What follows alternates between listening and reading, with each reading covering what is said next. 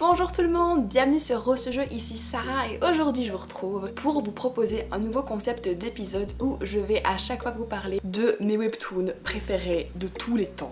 Voilà, j'avais vraiment envie de mettre un peu plus les webtoons à l'honneur sur la chaîne, surtout que j'en lis énormément et du coup chaque épisode de cette série sera consacré à un webtoon en particulier et j'espère évidemment que ça va vous plaire. Aujourd'hui j'ai décidé de vous parler de ma nouvelle obsession, vraiment obsession du moment. J'aimerais vous dire que je ne passe pas toute ma vie sur webtoons.com, mais ce serait un mensonge, donc voilà. Et c'est un webtoon qui est particulièrement adorable, mais adorabilissime, j'ai pas d'autres mots, qui est vraiment super émouvant, qui est super touchant et qui je trouve est parfait en ces temps un peu compliqués, un peu stressants. Et c'est un webtoon qui m'a vraiment fait sourire, qui m'a réchauffé le cœur et je me suis dit qu'il fallait que je vous en parle. Alors comment s'appelle-t-il? Eh bien il s'appelle Miss Abbott and the Doctor.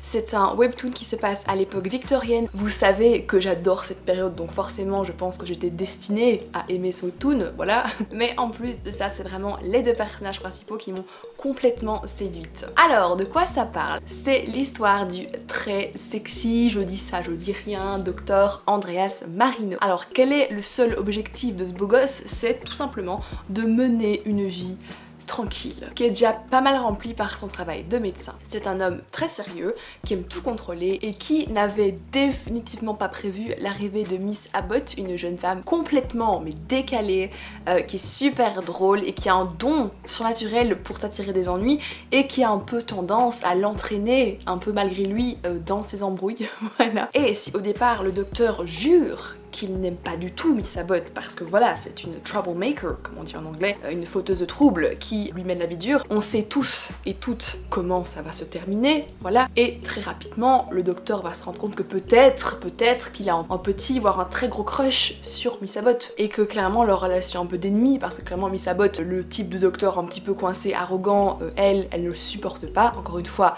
supporte pas. Ça ne va pas durer très longtemps et très vite, ils vont se rapprocher petit à petit de manière absolument croustifondante et adorable. Voilà, alors pourquoi est-ce que j'ai adoré ce webtoon et même c'était vraiment de l'obsession, hein. Je l'ai fini en 2 jours, il y a plus de 100 chapitres, ça vous donne une idée du temps que j'ai passé avec Miss Abbott et le docteur. Voilà, clairement parce que c'est une romance, mais mignonne, mais tellement mignonne, genre il n'y a pas de mots. C'est une romance qui est toute douce, qui est adorable et qui est très drôle et surtout je trouve que quand on rentre dans le webtoon c'est un peu, vous savez, comme quand vous avez passé une journée sous la pluie, que t'es trempé de la tête aux pieds, tu rentres chez toi, tu te mets dans les vêtements secs et tu te fais un petit chocolat chaud. Vous voyez le sentiment de satisfaction intense, de chaleur et de bonheur? Voilà, ben en gros Miss Abbott and the Doctor, ça provoque cette sensation là pendant 100 chapitres et 100 calories. Voilà, c'est un peu un trésor que je suis en train de partager avec vous là. Voilà. L'histoire est tout simplement géniale et la relation entre les deux personnages est magnifiquement bien menée. C'est vraiment une de mes tropes de romance préférées quand on a vraiment deux personnages que tout semble opposé finalement au caractère mais totalement différent et qui au départ se supportent pas beaucoup mais petit à petit ils vont se rendre compte que qu'ils se complètent extrêmement bien et au final ils vont pouvoir s'apprivoiser mutuellement finalement et se rendre compte qu'ils fonctionnent beaucoup mieux ensemble que séparés. Voilà, c'est ça l'amour les gars. Et dès le départ tu sens qu'il y a une super alchimie entre eux, qu'ils fonctionnent super bien. Clairement les deux personnages ce sont pour moi les plus gros points forts du webtoon. Voilà, Miss Abbott, je pense que vous saurez pas ne pas l'aimer parce que c'est une jeune femme qui est super décalée, qui ne supporte pas le monde des convenances de l'époque victorienne et qui fait un peu ce qu'elle veut, qui a été élevée dans la jungle, donc clairement elle agit très différemment des autres femmes traditionnelles de l'époque. C'est juste mais trop drôle. Par exemple elle adore chasser mais elle veut pas faire du mal aux animaux donc elle chasse des pommes de pin. Et oui. Donc on la voit avec sa tenue de combat qui saute sur les trucs pour essayer d'attraper des pommes de pin et puis t'as le docteur Marino en mode mais qu'est-ce que c'est que cette folle? Mais tu sais bien, tu sais qu'il la regarde de loin quand même, tu vois. Donc franchement c'est un personnage super attachant qui est très touchante. Et de l'autre côté tu as le docteur Marino qui est hyper sérieux, qui est hyper carré, qui est très rationnel, très logique, que forcément t'as envie de venir embêter. Moi je saurais pas résister. T'as envie, tu vois, de venir lui ébouriffer ses cheveux parfaits, de froisser ses beaux vêtements, voire de les lui enlever finalement. Non mais ça va, je rigole enfin. Pas vraiment, pas vraiment. He's so hot, he's so hot. Il est vraiment trop beau. Bref, vraiment leur rencontre ça va être mais super drôle. Le pauvre docteur Marino ne sait pas ce qui va lui tomber dessus et vraiment Miss Abbott va venir mais bouleverser son monde, bien rangé, bien ordonné, et c'est un pur délice à voir, franchement c'est trop chouette. Voilà, de le voir troublé et le voir au final un peu se retrouver à la suite dans des situations de dingue et se rendre compte qu'il apprécie en fait ça, c'est trop bien, c'est trop mignon, voilà. Il y a vraiment une super complicité qui va se créer entre eux. Je sais pas comment vous dire de le lire autrement, voilà, c'est juste génial, ces deux personnages qui fonctionnent super bien ensemble et qui sont super intéressants et super géniaux, voilà. Au niveau du dessin, il est super original. Je vais vous mettre quelques images de chaque côté.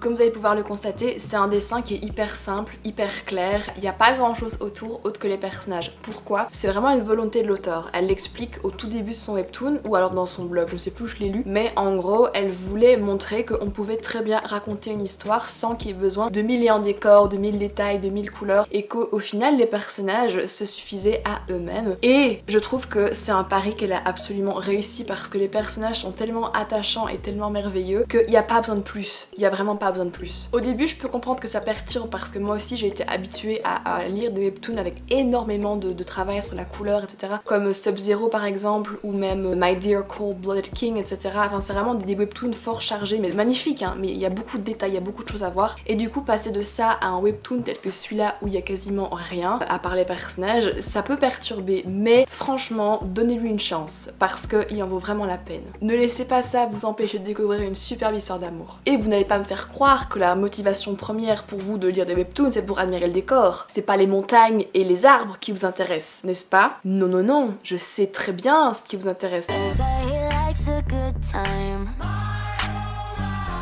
N'essayez pas de le nier, hein, je vous connais les gars. Et ici, dans Miss Abbott and the Doctor, vous n'avez que ça finalement, donc c'est pas plus mal, vous n'avez pas de distraction extérieure, c'est vraiment juste le docteur et Miss Abbott. Que demander de plus finalement, voilà. Et sachez aussi qu'au départ, l'auteur ne comptait pas faire une série complète, c'était vraiment juste des espèces de petits extraits, la vie de tous les jours des personnages, et donc du coup le début du webtoon, ce sont pas des événements qui s'en suivent et qui s'enchaînent, c'est vraiment des espèces de petits moments qui vont un peu poser les bases et vous expliquer qui est qui et comment ils se sont rencontrés, etc. Donc ne soyez pas perdus, c'est normal si le début n'est pas un récit qui se suit. Ça le devient à partir d'un moment, je sais plus exactement à partir de quel chapitre ça devient une histoire continue, mais ça l'est. Donc franchement ne soyez pas perturbés et je vous conseille quand même de commencer par le début même si les passages sont un peu décousus parce que vraiment ça vous donne une bonne idée de qui est qui et ça permet de poser vraiment les bases du récit. Donc je vous conseille de pas vous laisser démonter par ça et de continuer votre lecture. Et voilà, en bref, c'est un webtoon qui vraiment m'a fait énormément de bien, m'a fait mourir de rire parce qu'il y a des situations les gars, avec Miss Abbott, c'est des légendes. Par exemple, elle et le docteur vont se retrouver coincés dans une grotte pour des raisons complexes et mystérieuses.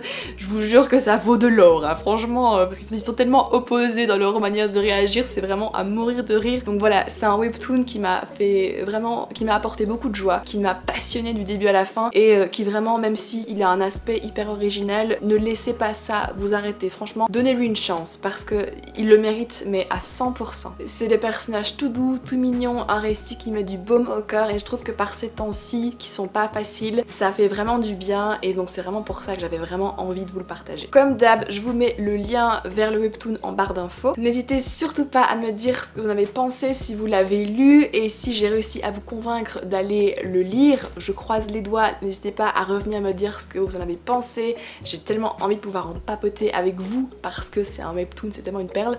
Donc voilà, n'hésitez pas à me mettre vos avis en commentaire. Je vous fais plein de bisous et je vous dis à la prochaine. Ciao.